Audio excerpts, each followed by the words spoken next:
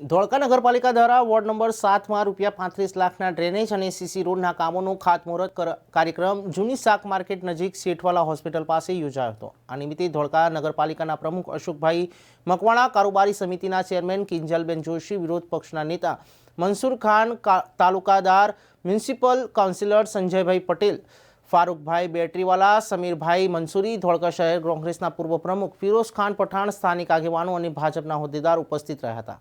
શેઠવાલા હોસ્પિટલથી lucky ચોક સુધી ટૂંક સમયમાં જ ગટર લાઇન અને સીસી રોડનું કામ શરૂ કરવામાં આવશે।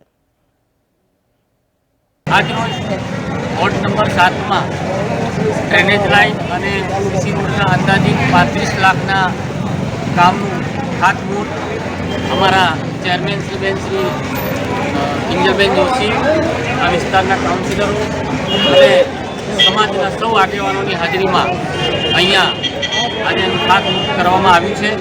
આ વિસ્તારના લોકોની સુખાકારી માટે, સગવડતા માટે ખૂબ ઝડપથી આ કાર્ય પૂરું થાય અને આ વિસ્તારના લોકોને જે કંઈ ડ્રેનેજ લાઇનની અને સીસી રોડમાં જે તકલીફ પડે છે એ સત્વરે દૂર થાય એવી હું નગરપાલિકા વતી ખાતરી આપું છું।